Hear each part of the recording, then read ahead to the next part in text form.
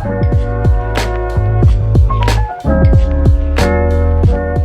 guys, it's Angie. Welcome back to my channel. For today's video, I have another video for the K-Influencer Academy. July's mission is all about our Korean language studies story. I just want to start out by saying that I am no way fluent in Korean.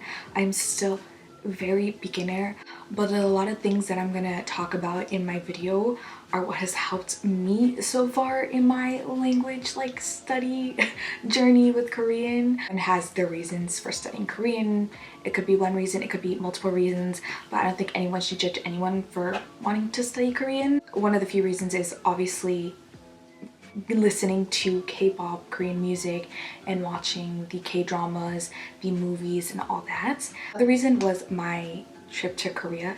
It really motivated me to learn Korean, and after that I literally went to the store, got a notebook, a bunch of paper, pens, pencils, sticky notes, highlighters. I literally got everything. I went on Pinterest, I went on YouTube, I literally went on everything. Basically the trip is what really motivated me. I was already trying to learn, but after the trip I was like, no, I really have to make time for this if I really want to learn. Everyone is different, everyone learns differently, everyone has different styles of how they learn, so don't be discouraged, because at first I was so discouraged. I was like, I'm done, I don't want to study anymore, I'm over it. How is this person learning this? How do they know that more than me? That's how I was at the beginning. And then, you know, reading other people's comments and talking to other people, you just have to be positive and be consistent and set a plan for yourself. So in this video I'm going to talk about different websites, apps, books, all these kinds of things that I use to learn Korean. Again, I am not fluent, but this is what's helped me so far in my Korean language study story, so I hope this will kind of help you too. I think the number one thing you should do is learn the Korean alphabet. You want to read, write, anything, you have to learn the Korean alphabet. Again, you're not really going to get anywhere without learning the alphabet. I am more of a visual learner. I have to write things down. People I've seen, they write it in their iPad. I can't do that. I have to write it down. I wrote how many letters and vowels there are and the consonants. I'm still kind of having a hard time with this, and I'm trying to learn, but trying to avoid the romanization, because that's pretty much you writing it in English. When you're learning the alphabet, learn the stroke order, how you're supposed to write it, learn how to pronounce the letters. So another big thing that really helped me when I was studying the alphabet is drawing pictures, what it would mean in English. If the consonants were easy, because I drew pictures and stuff, what I had a hard time with was the vowels. Here's some of my vowel notes that has helped me. Next thing that's helped me is books. First one I'm going to talk about kind of goes along with what I first said is the Korean alphabet, is a little kid book. This is the Little Pirates workbook for kids. Reading a kid's book makes it even more fun. So yeah, I have other books like this, so that's why I haven't filled it out, but it helps me just remember over and over of things. It's definitely helped me a lot. I think everyone should start with kids books and watching kids shows and listening to little kid songs. I even made a TikTok about this song. It was a little kid song, but it really just helped me how to pronounce, and it made it fun. I'll definitely add it in my video of what the song was.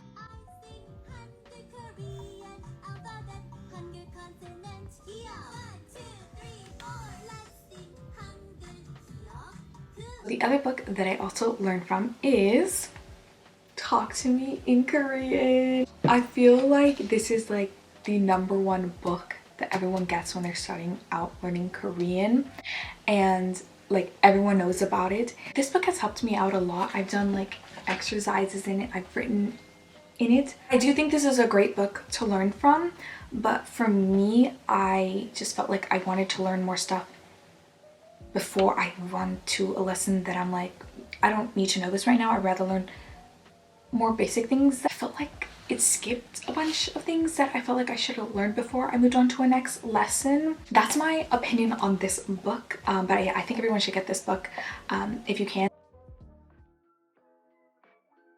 the one that just really helped me so much, and I felt like I learned so much, and I'm still using till this day. It's like I'm sponsored by this app, but I'm not. I wish I was.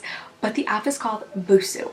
Busuu is an app on your phone, but you can also do it online. So what I like about the app is that it makes you do quizzes. So you can't move on to the next section lesson unless you do the quiz. So it has you do like voice messages, voice exercises, writing exercises. What I like about the lessons on here too is that they're short, and they make it short so you understand. It's not like a bunch of paragraphs and like essays. They make it so simple for you to learn. Here we go. And then it would say this means this, and then you say true or false. It's so good. And then you can do, let's see, give you like different options, and then you just click 안녕하세요. There we go. And you'll give you different ways of doing it, different exercises, but the same word. So you can learn whatever language, Spanish, Japanese. I'm also trying to learn Japanese as well, but obviously number one is Korean. Another thing that has helped me throughout my journey is watching K-dramas, and I feel like that's like everyone's like number one thing. But like I've learned so much watching shows, and I will recognize words, and I'm like, oh, that was in that drama. Oh, that's what that means. Oh, that's another way of saying the word. So that's definitely helped me out a lot. Where I watch my shows is on Netflix and Viki Rakuten. With those apps, you can download an extension. For me, I use Google Chrome, and there's an extension called Language Reactor. So Language Reactor helps you when you're learning languages because you can choose whatever language you want to learn. And when you're watching the show, you can pause it and you can click on and highlight the word and see what the word means. They obviously have like the English subtitles and then the Korean subtitles, the Hangul, and it has helped me so much. So you can do it on Netflix, YouTube, Viki. There's so many websites that you can use on this app. Not only are you getting to enjoy watching your show, but you're also learning another language while doing it. So another thing that's helped me is YouTube. There are so many creators that help you. So there are a few YouTubers that really helped me while I've been learning Korean, and I'll definitely recommend them right here. Like I said, I have to have things printed out. I have to write them down. This is my favorite thing. This shows you like ga, na, da, da, like all those things in different ways of using the vowels and consonants. Right here is the vowels, and then we have the consonants up here. This is my favorite thing. This helped me so much while learning. Get these on Pinterest. You could get them on Etsy.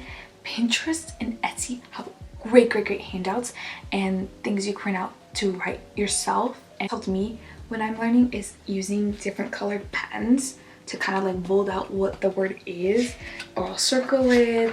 There's highlights. Like I have so much different ways of studying. Nowadays, there's so many resources and options for you to learn Korean. My number one tip is just be consistent and make it fun. Be positive. You won't get far if you're not consistent in anything that you do. For me, it got really overwhelming where I had to take a break. So go slow. If it's being too much for you, take a break. I know everyone wants to learn so fast, but yeah, like I would just say, take your time and go slow. Immerse yourself into the language by watching shows, watching videos, talking to people who speak Korean. Also, a fun thing could be is if you ever have the opportunity, is to travel to Korea. I was in Korea, I, tried my best to speak Korean, and there was moments where I was just like, wow, I really did that. Like I said that. Wow, they understood me. Like even if you don't think you're saying it right, like people will correct you. But yeah, just try your best to speak the language when you can, even if you think you're not saying it right. But yeah, just try. Like I know it can be embarrassing, very introverted, so it took a lot for me.